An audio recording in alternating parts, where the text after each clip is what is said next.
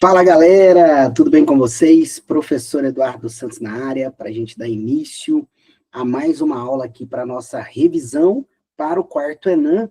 E agora nós vamos falar de poder executivo, um poder importante também, né, com cobranças relevantes na GV, a GV sempre gostou, mas que, embora, né, tenha aí bastante cobrança pela Fundação Getúlio Vargas, acabou, dentre os três poderes, sendo, pelo menos até esse momento, menos cobrado no ENAM. Mas isso não se assegura para você, né, que ele não vai estar na sua prova, e muito menos nos remete a uma certa insignificância dele para o ENAM, não é isso, né? A gente não pode confundir o fato da banca não ter cobrado tanto quanto em outras provas, né, com uma possível não cobrança, porque não é bem isso que acontece. Claro que o ENAM já cobrou o executivo, ele gosta de cobrar, inclusive, a administração pública, vinculado ali, muitas vezes, ao presidente da República, etc. Então, é importante isso também, a gente está ligado nisso, né?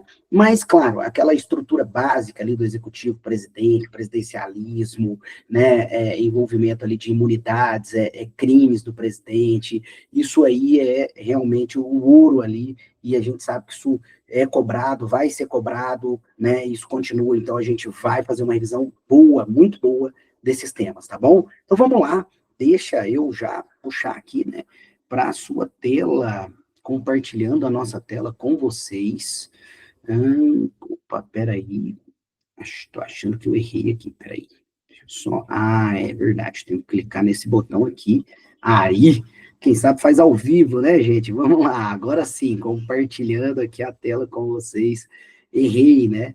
Errei aqui na hora de clicar no botãozinho e cliquei errado, por isso que eu não estava abrindo. Agora abriu, né? Tá aí na tela para gente, né? Poder Executivo é a nossa revisão de hoje para o ENAM.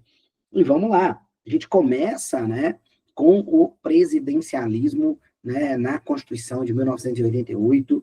Ele é, né, evidentemente, aí, o sistema adotado, né, pelo nosso poder, para o nosso poder executivo, e ele tem características muito interessantes. Mas vamos primeiro à base, né, que é o artigo 76, depois a gente destaca somente as características que efetivamente são cobradas em prova. Vamos lá.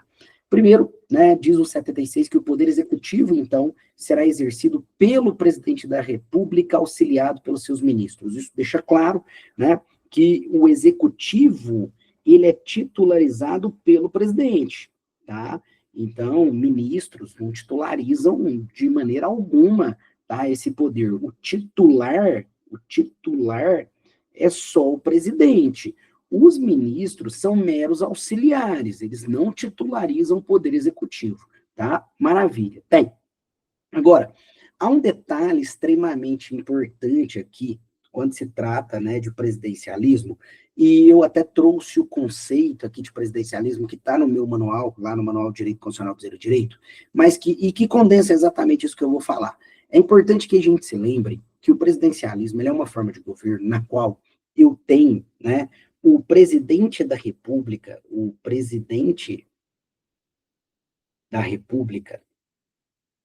ocupando simultaneamente as duas chefias, né?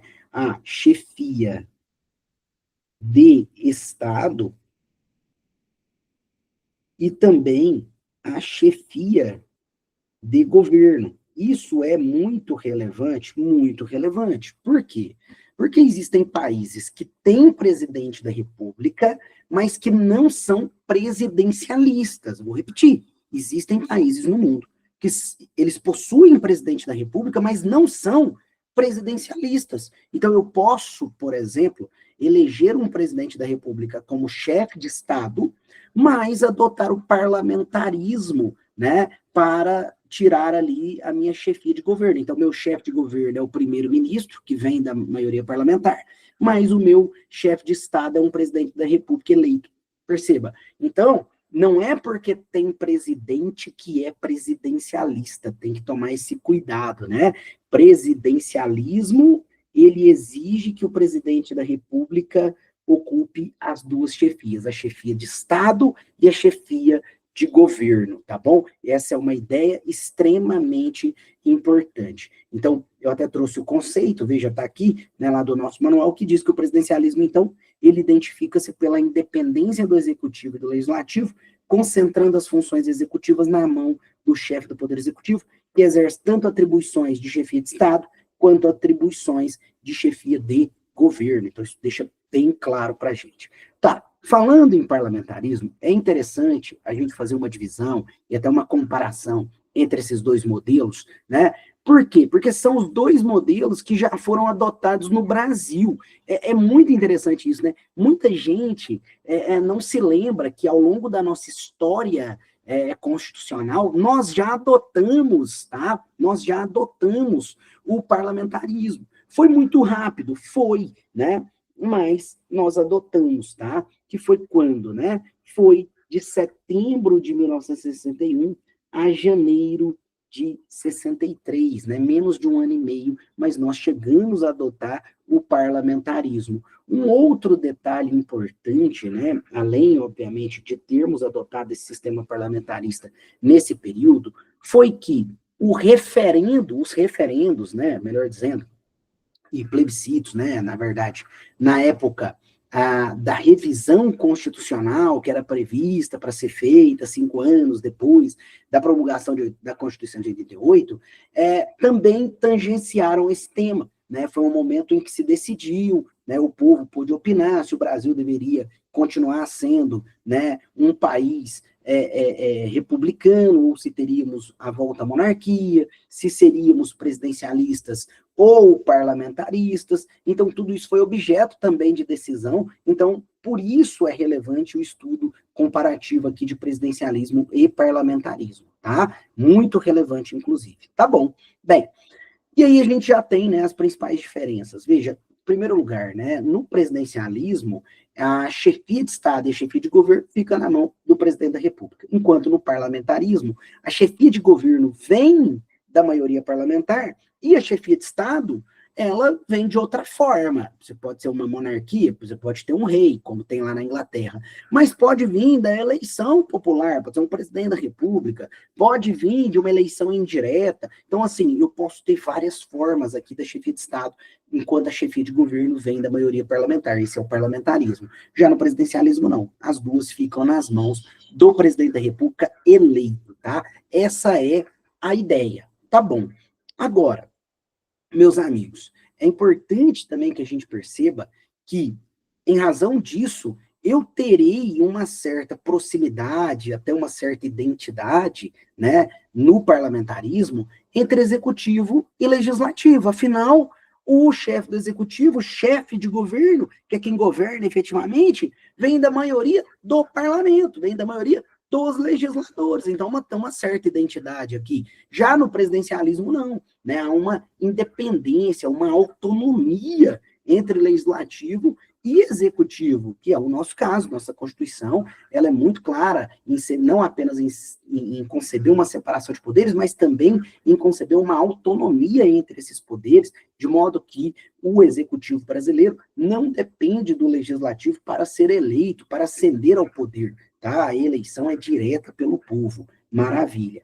Bem, além disso, né, nós temos aqui o campo da estabilidade. Né? Enquanto o presidencialismo foca numa estabilidade de governo, o parlamentarismo foca numa estabilidade democrática. Ou seja, no parlamentarismo, eu vou, né, focar na estabilidade da representação popular, que vem pelos parlamentares, já que eles representam todas as camadas da população, né? Não é uma pessoa, são várias pessoas. Do outro lado, eu tenho uma estabilidade de governo, já que eu fico com mandato fixo para alguém que foi eleito, né, especificamente para aquilo, dentro do presidencialismo. Essas são as principais diferenças que a gente vê cair em prova, né? Não vou devagar excessivamente aqui as questões teóricas, e menos ainda de forma desnecessária, mas essas realmente são relevantes para a gente, tá? Maravilha, meus amigos. Bem, e aí a gente segue, e vamos falar agora do presidencialismo brasileiro, né? Vamos aprofundar no presidencialismo brasileiro. Você já viu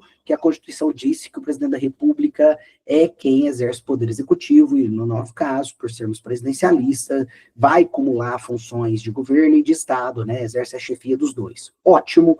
Agora, existem requisitos para que se possa ascender ao cargo, né, de presidente da República. E digo mais, esses requisitos, meus amigos, para ser presidente, né, também se aplicam, né, aplicam-se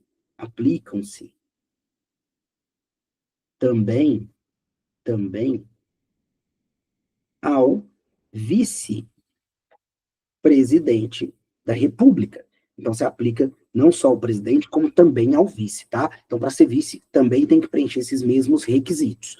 Tá bom. Quais seriam esses requisitos? Né? Primeiro, ser brasileiro nato. Né? O artigo 12, parágrafo 3º da Constituição Federal, ele veda que o brasileiro naturalizado seja presidente da República. É um dos cargos, né, que são vedados ao brasileiro naturalizado. Então, para ser presidente da República, obrigatoriamente tem que se tratar de brasileiro nato, tá? Isso está previsto expressamente no artigo 12, parágrafo 3º da Constituição Federal, tá?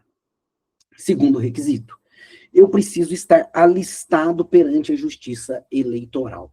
Meus amigos, esse, inclusive, é um requisito universal, né? É bom, a gente aproveita até faz uma revisão de direitos políticos, porque perceba, não se pode ascender a qualquer cargo eletivo se não se está antes alistado. E aí tem uma frase, né, que é muito clara. Todo elegível é alistável, mas nem todo alistável é elegível. Traduzindo, né, todo mundo que pode ser eleito tem que poder votar, mas nem todo mundo que pode votar pode ser eleito naquela eleição, para aquele cargo especificamente, e assim por diante. E realmente é isso, né? Se você quer ser candidato, em primeiro lugar, você tem que estar com a capacidade eleitoral ativa, né? Junto ali à Justiça Eleitoral, tem que estar alistado, tá certo? Maravilha. Terceiro requisito, né?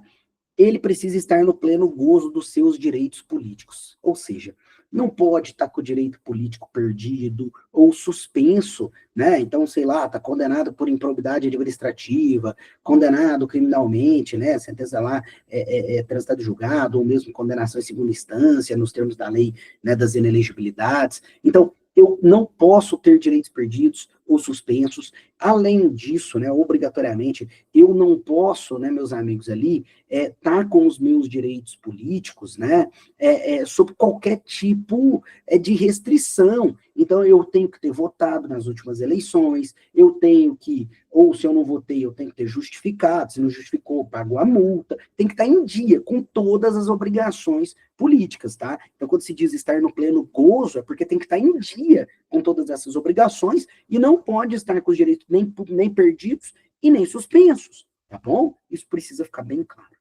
O quarto requisito, né, é a filiação partidária. No Brasil, não é possível se candidatar sem partido político, né? Então, obrigatoriamente tem que se filiar a um partido político e isso, né, enseja a conclusão de que no Brasil não é possível a candidatura avulsa, né, sem partido político. Muito cuidado. Candidatura avulsa é aquela sem partido. Essa é vedada no Brasil. Isso não é igual, né? É diferente, tá? Candidatura avulsa é diferente de candidatura nata. São coisas distintas, não confunda. Candidatura nata é quando alguém já é titular de um determinado cargo e ele teria automaticamente o direito, dentro do partido, de se recandidatar àquele mesmo cargo. E isso também é vedado no Brasil. Então, aqui, ó, eu não admito a candidatura avulsa e também não admito a candidatura nata, mas as duas são coisas diferentes, tá? É preciso ficar ligado nisso. Quinto requisito, o candidato não pode ser inelegível, ou seja, ele não pode incidir naquelas causas de inelegibilidades, lá do parágrafo 4º, 5º, 6º, 7º, 8º e 9º, né, do artigo 14 da Constituição Federal, inclusive, nos termos do parágrafo 9º, aquelas previstas na lei, né, das inelegibilidades, não pode incidir em nenhuma delas, tá? Ótimo. Agora, além disso, um último requisito, ele tem que ter uma idade mínima, né, que é de 35 anos, e essa idade é aferida na data da posse, tá? Não é na data nem do registro de candidatura, nem da eleição, nem da diplomação, é na data da posse. Já vi muitas questões falando em data da candidatura, data da eleição, data da diplomação, não, é na data da posse, beleza? Maravilha, meus amigos, ótimo.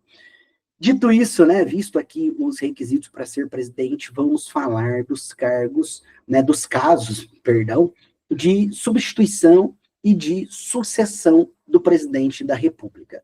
Em primeiro lugar, existe uma diferença, né, entre substituir e suceder o presidente da República. Eduardo, qual que é essa diferença? Muito simples. A substituição é temporária. Então, quando a gente fala, né, em substituição, nós estamos falando de um instituto que é temporário, enquanto, né, a sucessão é permanente, é definitiva. Essa é a grande diferença. Então, quando eu falo que alguém irá substituir o presidente, significa que ele vai ocupar o cargo de presidente por um pequeno momento, por um breve momento, né, temporariamente. Depois ele volta para o cargo, ou seja, depois o presidente reassume ali, tá? Então essa é a ideia, eu só substituo momentaneamente, né?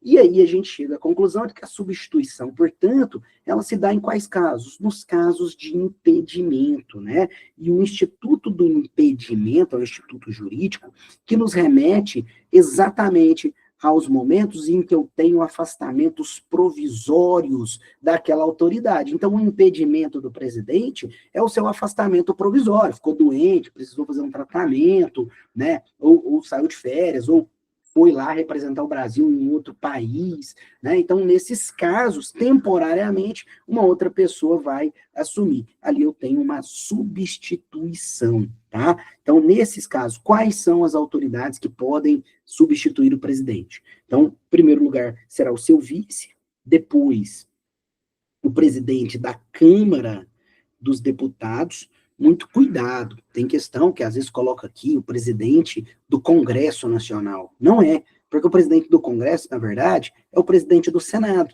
Então, muito cuidado, tá? Então, quem vem aqui é o presidente da Câmara. O presidente do Senado vem depois, tá? Então, depois que vem o presidente do Senado. E, por fim, o presidente do Supremo Tribunal Federal, do STF, tá? Ótimo. Então, essa é a galera que pode substituir temporariamente o presidente da República. Tá. Agora, e a sucessão? Se a substituição, né, é quando eu faço isso, né, de forma temporária, na sucessão, eu tenho, né, ali a substituição do presidente de forma definitiva, permanente. Então, se aquela é temporária, essa é permanente, né? Então, não haverá, né, ali o presidente não irá reassumir, né, o mandato, acabou. Então, ele faltou, obviamente, portanto, de forma definitiva, tem que ter uma sucessão e ela é permanente. Veja, nesses casos, então, de sucessão, eu não trabalho com impedimento, eu trabalho com vacância. O cargo do presidente fica vago. Havendo a vaga, havendo a vacância, né, eu tenho, então, a falta definitiva do presidente da República. Como assim, Eduardo, falta definitiva? Ele deixa o cargo de forma definitiva, isso pode acontecer por vários motivos. Né, ele morreu, né, infelizmente, ele deixa o cargo de forma definitiva. Se ele é impeachmentado, sofreu impeachment, poxa, ele deixou o cargo de forma definitiva. Se ele foi cassado, teve um mandato cassado e o vice não foi cassado junto, opa, ele vai perder o cargo de forma definitiva. Se ele renuncia, ele também perde o cargo de forma definitiva. Então, em qualquer caso em que ele deixe o cargo de forma definitiva, eu aplico a sucessão, que é permanente. Agora, na sucessão, quem é que pode suceder o presidente da República? É só o vice. Quem sucede o presidente da República é só o vice. Eu não tenho essas autoridades aqui, olha, presidente da Câmara, presidente do Senado, presidente do STF, sucedendo, né, o presidente, eles só substituem, tá bom? Ah, Eduardo, mas então e se faltar os dois? Porque, veja, você falou aí, beleza, né? Ah, o cara, o presidente aí deixou o mandato definitivamente, mas e se o vice deixar também? Os dois foram caçados, ou os dois estavam no avião, infelizmente o avião caiu, morreram os dois. Como é que funciona aí esse caso, né? Aí nós temos a chamada dupla vacância, quando vagam os dois cargos, né? Se eu tiver a dupla vacância, a vaga, né, para os dois cargos, como é que eu faço? Bem, aí nós teremos obrigatoriamente que ter novas eleições, tá? Então, eu terei que ter eleição. Dupla vacância, falta, é a falta definitiva do presidente da República e do vice-presidente da República. Né? Faltam os dois. Beleza. Nesse caso, como eu disse, o que nós vamos ter que fazer? Nova eleição. Teríamos obrigatoriamente nova eleição. O que muda? O que muda é a forma como essa eleição será feita, a depender do tempo que falta para o término do mandato. Então, pense comigo, nós temos aqui o mandato presidencial, ele dura, né? Ele tem uma duração, né, ali, né, de 4 anos, né? Essa aqui é a regra. Então, nós temos aqui o mandato presidencial. E nós fazemos aqui uma pequena divisão, né? Se falta mais de 2 anos para o mandato acabar, então estou lá no primeiro, segundo ano do mandato, ou se falta menos de 2 anos para o mandato acabar. Então estou nos 2 anos finais, no terceiro ou quarto ano, né, do mandato aqui do presidente, perceba, né? E aí a resposta aqui será diferente no sentido de que, embora eu tenha eleições nos 2 casos, essa eleição será diferente em cada caso, né? Porque, veja, se falta mais de 2 anos, eu terei nova eleição? Sim, mas essa eleição será como? Será uma eleição popular, direta, pelo povo, né?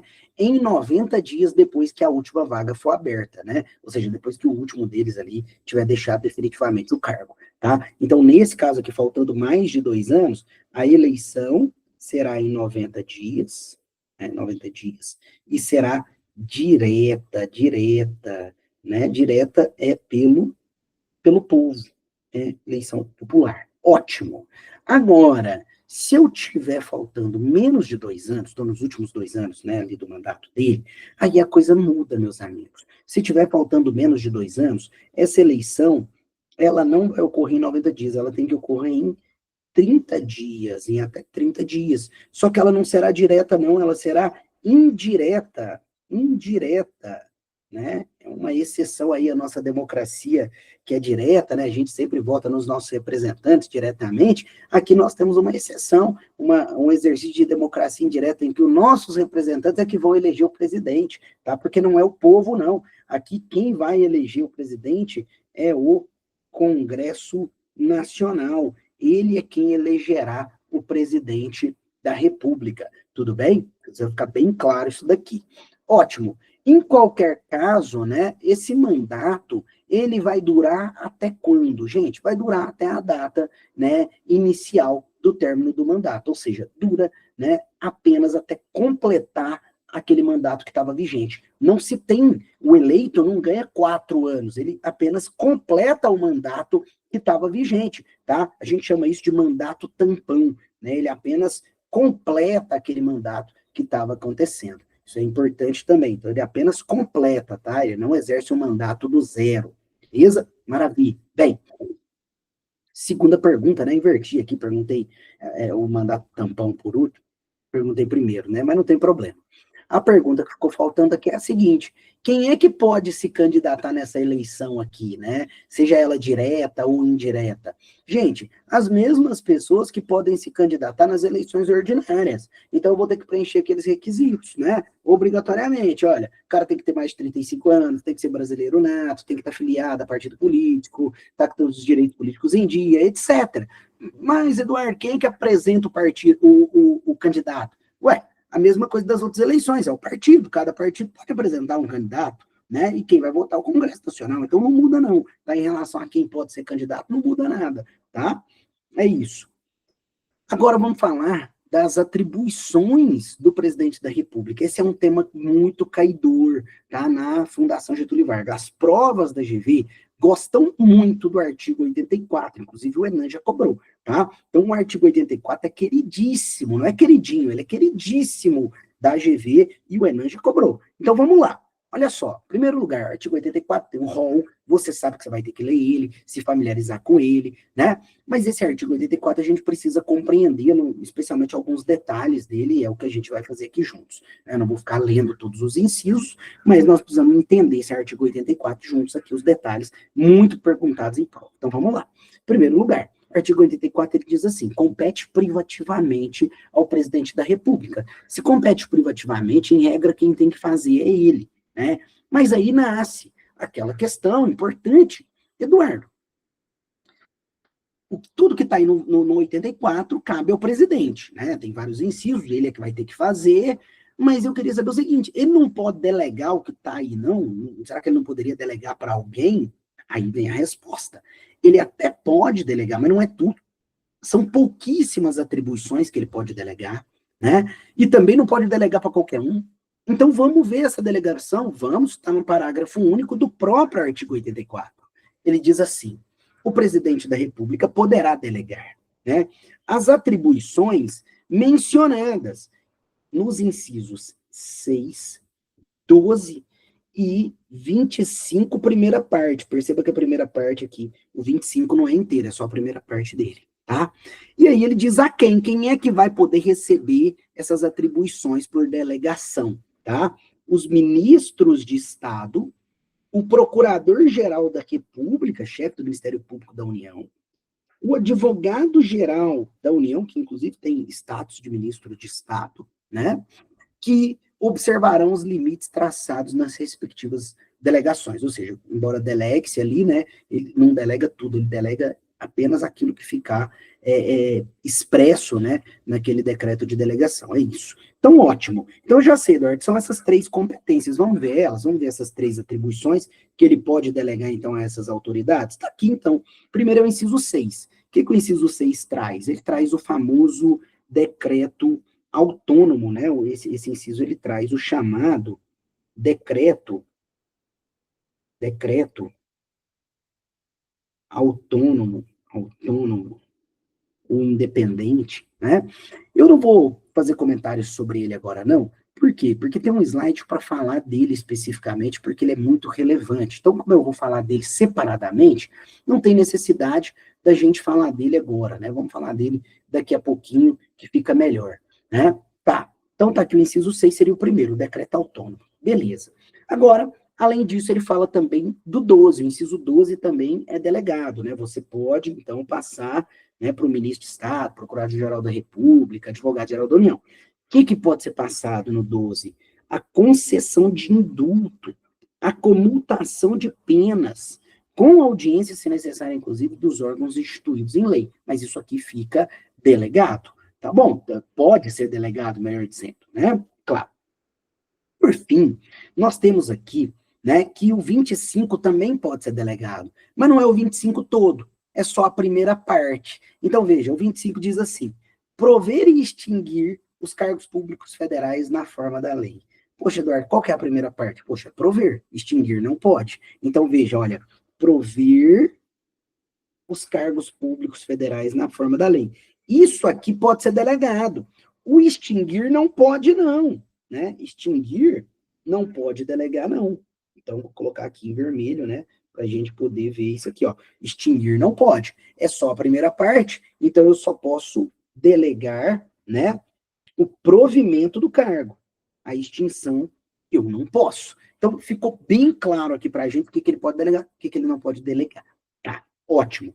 Eduardo, você falou aí que tem uma parte importante do 84 que a gente vai estudar separada. Vamos mesmos, né? Tá aqui, né? É o poder regulamentar do presidente da República. Gente, isso aqui, olha, isso aqui, vou te contar. Isso cai na prova de direito constitucional. Isso cai na prova de direito administrativo. A GV já cobrou em várias provas, em constitucional, em administrativo. Ela já cobrou isso daqui de quanto é jeito que vocês possam imaginar. Então tem que tomar muito cuidado, é um tema muito caidor. A GV adora, tá? Adora esse tema. Então vamos lá. Presidente da República e o seu poder regulamentar. Para quem se lembra, o poder regulamentar era aquele poder normativo do presidente da República, né? E ele se dava especialmente pela figura do decreto, né, que é o instrumento pelo qual o presidente vai expedir ali os regulamentos do Poder Executivo. Tá bom. Isso está previsto onde? Está lá no artigo 84, inciso 4, né? Aí, Eduardo, mas você não falou que era no 6? Falei que estava no 6 o autônomo, né? Mas o principal decreto não é o autônomo. O decreto principal é o chamado decreto regulamentar, ou simplesmente decreto, né? Então, o inciso 4 aqui, né, é o famoso decreto. Decreto regulamentar, regulamentar, ou decreto executivo, né? Ou simplesmente decreto. Se falar só decreto, né? Provavelmente está se remetendo aqui ao 84.4, tá? Mas olha só, o inciso 4, né? Ele tem duas partes, né? Ele diz assim, que compete então ao presidente sancionar, promulgar e fazer publicar as leis. Perceba que essa primeira parte é uma competência, né? De processo legislativo do presidente da República. Mas não é disso que eu quero tratar com vocês. Eu quero tratar de qual? Eu quero tratar da segunda parte. Porque a segunda parte, sim, é poder regulamentar do presidente da República. Porque aí ele diz assim, olha, bem como expedir decretos e regulamentos para a sua fiel execução. Fiel execução de quem, gente? Das leis. Ele deixou muito claro que era das leis aqui. Então, expedir decretos e regulamentos para fiel execução das leis é o poder regulamentar do presidente da República, ou seja, ele deve regulamentar e implementar as leis, tá? Então, isso cabe ao presidente da República, né? Esse é o poder regulamentar tradicional do presidente. Ótimo. Bem, e esse inciso 4, você viu que ele não consta aqui no parágrafo único do 84, logo, essa é uma competência, né, indelegável, indelegável. Isso ficou também muito claro para a gente. Tá. Agora, o inciso 6, ele já vai tratar de outra figura. Aqui no inciso 6, como a gente disse, eu estou tratando do decreto autônomo ou independente, né? Esse decreto, qual que é a grande característica dele? É que esse decreto ele não precisa de lei, né? O decreto regulamentar que você viu aí acima, ele existe para regulamentar, implementar, concretizar a lei. Então, existe uma disposição de lei, um direito atribuído por lei, né, ou regulamentado por lei, e o decreto regulamentar vai cumprir essa função de regular a sua aplicação, de implementar, de concretizar aquele direito que está previsto ali. Agora, o decreto autônomo não, ele não depende de lei. Ele não depende de lei. Eu não preciso de lei no decreto autônomo. Por quê? Porque ele, por si só, é bastante. Ele mesmo vai resolver o problema sozinho. Ele resolve o problema sozinho, não precisa de lei, né? Ele vai diretamente ser aplicado ali naqueles casos, porque ele tem uma natureza, né, normativa primária, ele não precisa da lei. Ele pode inovar no ordenamento jurídico por si só, né? Essa é a grande característica do decreto autônomo. Agora, previsto lá no inciso 6, ele diz assim, que compete, então, privativamente ao presidente da República dispor, mediante decreto, sobre, a linha A, funcionamento da administração pública federal, quando não implicar aumento de despesa, nem criação ou extinção de órgão público. Então, pode organizar funcionamento da administração federal? Pode, mas não pode aumentar a despesa, não pode criar, não pode extinguir órgão público. Beleza? É isso. Tá. Agora, é só essa hipótese? Não, tem uma segunda. Qual que é a segunda hipótese? Ele também pode dispor, mediante decreto, sem a necessidade de lei, para extinguir função ou cargo público, opa, quando vago. Quando vago, se o cargo tiver ocupado, se a função tiver ocupada, não pode, né? Se ela tiver provida, impossível. Mas se tiver vaga, aí pode sim, tá? Então, perceba, nós temos apenas duas hipóteses em que ele pode ser implementado. Inclusive, isso aqui é um rol taxativo, né? É um rol taxativo. Beleza? Essas duas hipóteses são só essas duas, não posso implementar nenhuma outra. Beleza? Maravilha, meus amigos. Além disso, claro, você viu aqui que essa é uma atribuição delegável, né? Delegável. Tranquilo? Maravilha. Bem, Fixados essas premissas sobre o presidente da República, agora nós vamos tratar dos crimes do presidente da República. Esse também é outro ponto que a Fundação Getúlio Vargas adora, com certeza o Enem vai cobrar bastante, né? Vamos lá, vamos falar sobre ele um pouco. Primeiro lugar, o artigo 86, né? São dois artigos que tratam disso, o 85 e 86, só que o 85, ele é específico de crimes de responsabilidade, por isso que a gente vai ver ele depois. Enquanto o 86, ele é genérico, né? Ele trata tanto de crime comum como de crime de responsabilidade. Então, a gente começa por ele. Veja, ele diz assim, admitida a acusação contra o presidente da República por um crime, né, por 2/3 da Câmara, então ele coloca, olha, para você processar o presidente da República, existe um juízo de admissibilidade de 2/3 da Câmara. Então, veja, presidente da República, se eu tiver um crime, né, do presidente da República, vou colocar aqui crime do presidente da República, isso, em primeiro lugar, tem que passar onde? Lá na Câmara dos Deputados. E ele só pode ser processado se eu tiver, de forma muito clara, 2/3 dos votos dos membros da Câmara dos Deputados. Né? Isso está muito claro aqui, é um juízo de admissibilidade. E aí ele segue. Será ele submetido a julgamento perante o STF nas infrações penais comuns? Então, se for crime comum, ele vai ser julgado onde? No STF. Ou perante o Senado, né, nos crimes de responsabilidade. Então, se eu estiver falando de crime de responsabilidade,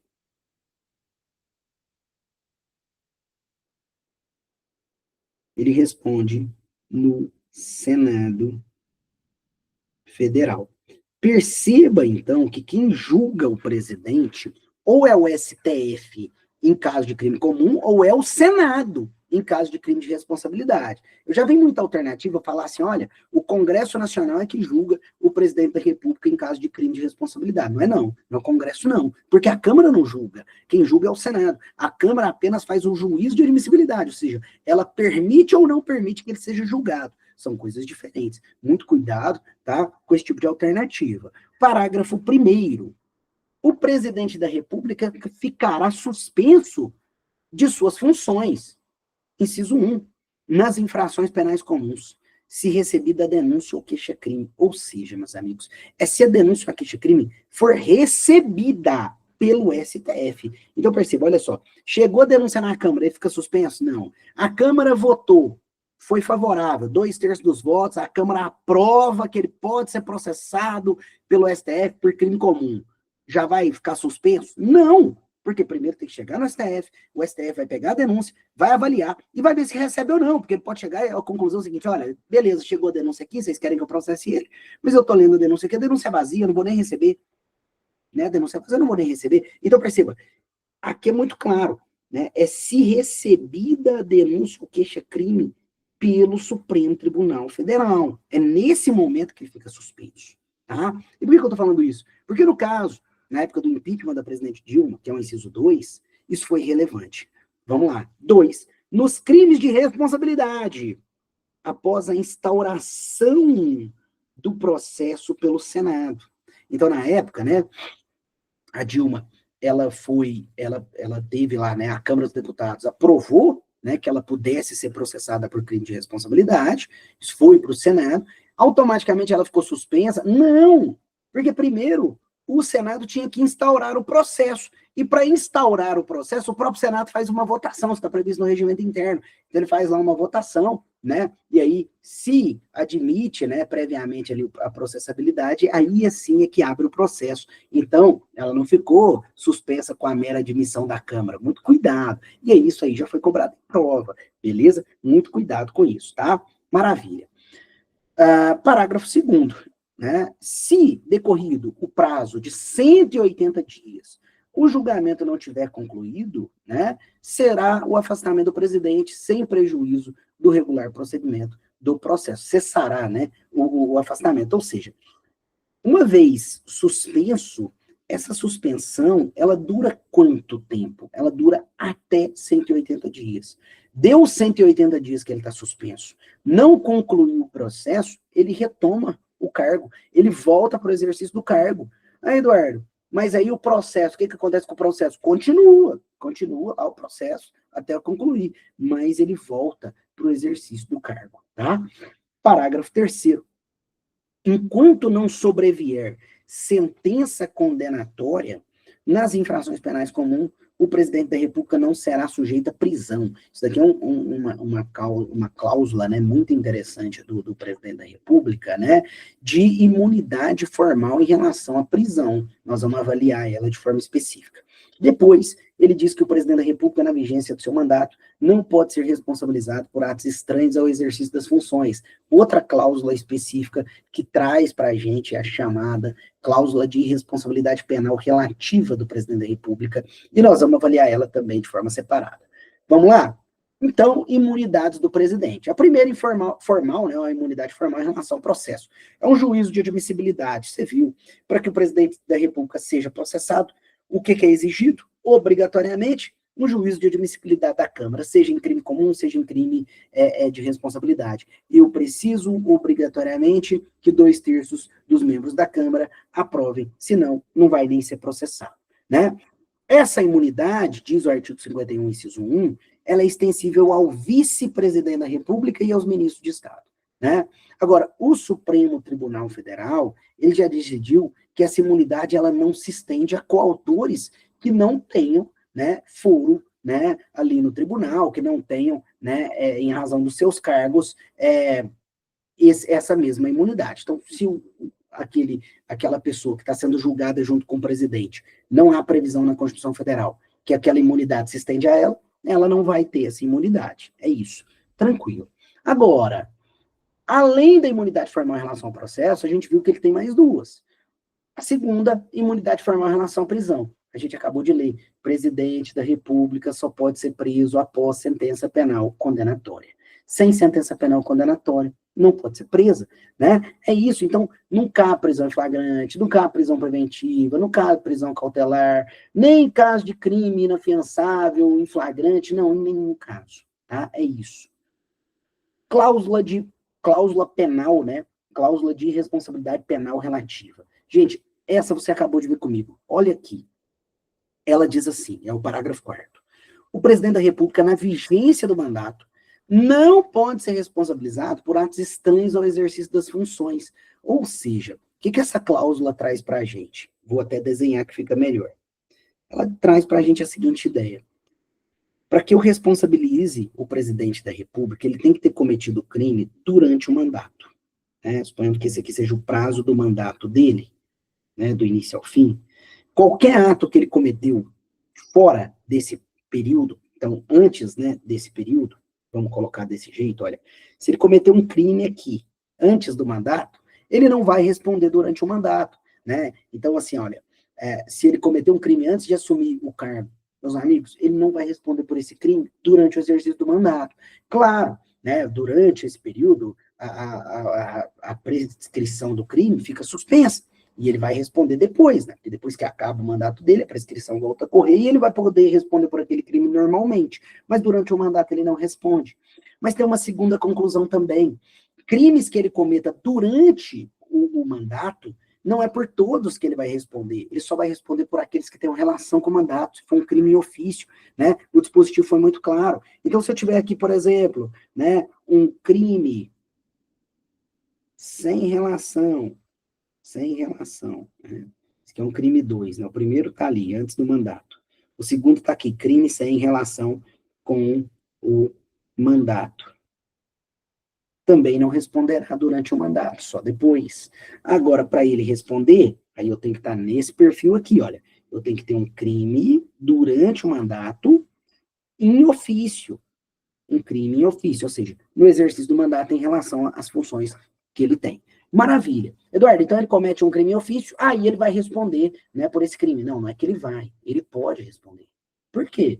Perceba, em primeiro lugar, além do crime ter sido em ofício, ele só responde se a Câmara autorizar, lembra? Sem o juízo de admissibilidade da Câmara, ele não responde. E aí, se ela autorizar, aí sim ele vai responder, né? Seja por crime comum no Supremo ou por crime de responsabilidade no Senado, tá? Esse é o panorama. E, bem, vamos falar aqui agora, né, sobre imunidades de governadores e prefeitos. Olha, governadores e prefeitos têm imunidade, meus amigos? Em regra, eles não têm imunidade. Deixa eu te falar. Em regra, a regra é que eles não têm. Então, para os dois, tá? A resposta é igual? Então, eu vou colocar aqui, né, assim. Regra, não tem. Não tem. Exceção. Existe exceção? Existe. Existe exceção. Qual é a exceção? Basicamente, né, o juízo de admissibilidade, né, juízo de admissibilidade, tá? Então, é uma imunidade formal em relação ao processo, tá bom? Imunidade formal em relação ao processo, um juízo de admissibilidade. Para todos os crimes, Eduardo, crime comum, crime de responsabilidade? Não, não, só para crime de responsabilidade, tá? Então, juízo de admissibilidade em crimes de responsabilidade. Escrevi errado.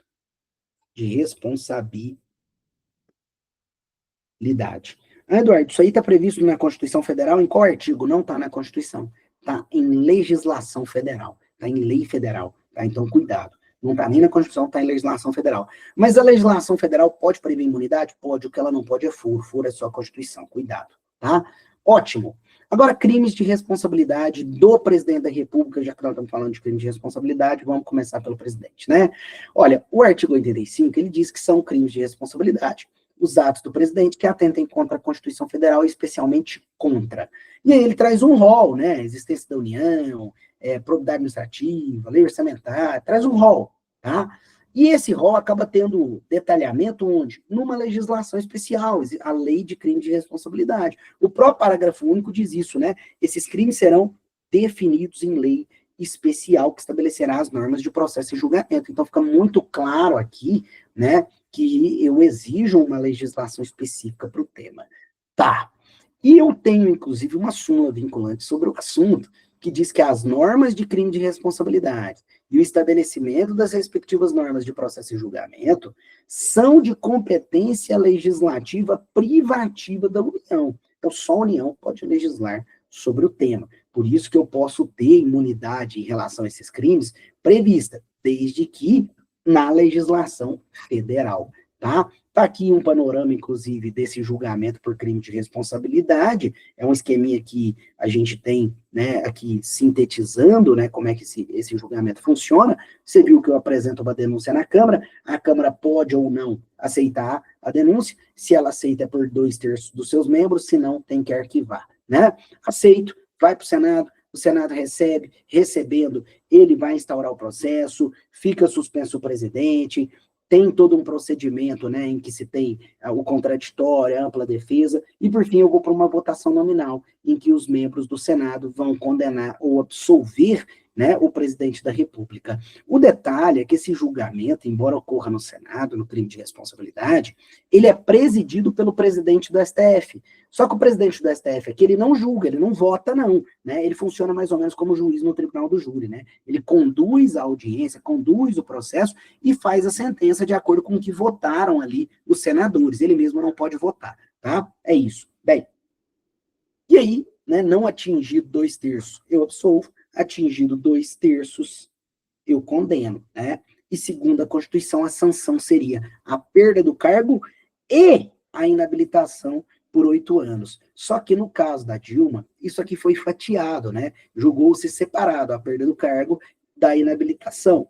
O Supremo Tribunal Federal, na época, ele não deu palpite, né? Literalmente, isso foi judicializado, foi ao Supremo, mas o Supremo disse que não decidiria sobre isso, né? Que respeitaria lá a soberania do Congresso, tá bom? É isso.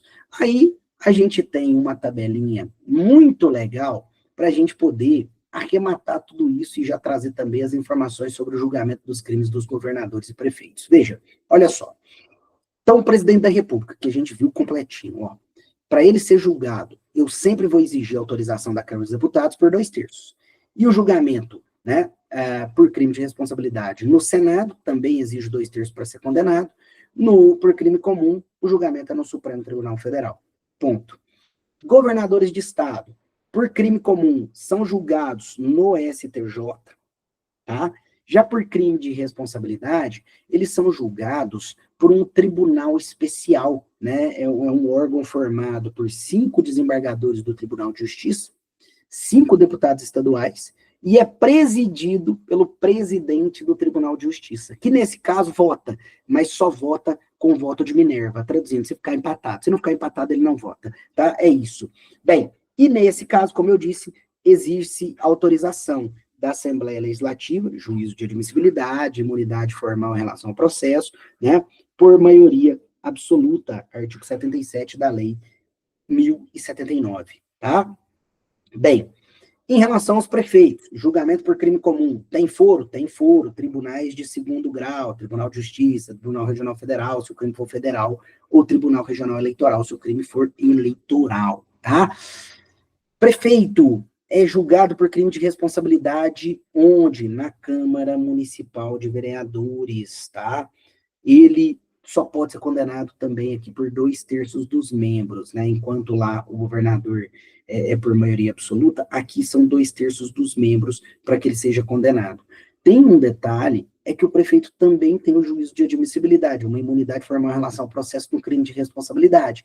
Eu exijo, né, a autorização da Câmara de Vereadores por maioria simples para que ele seja processado. Onde é que está isso, Eduardo? Está no Decreto-Lei, que é uma legislação federal, 201 de 1967, artigo 5º, inciso 2, tá bom? É isso, meus amigos. Bem, e agora, né, um ponto extremamente relevante sobre essa matéria, né, decidido reiteradamente pelo STF, tá?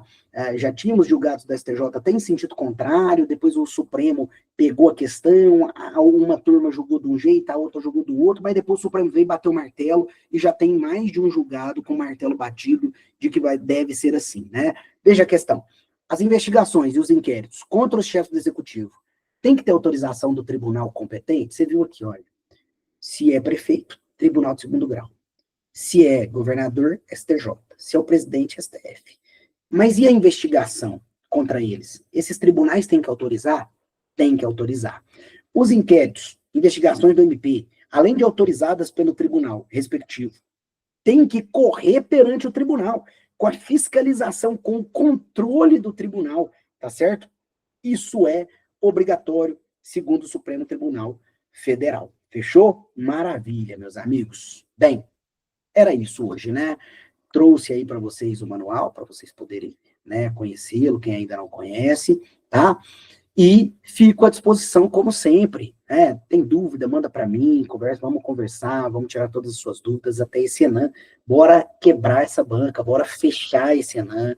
Importante o estudo com vocês aqui, essa revisão final do Magistrar é nota 1000. Fechou? É isso, meus amigos. Vou ficando por aqui, precisando de mim, manda mensagem. Aquele abraço, fiquem com Deus e até a próxima.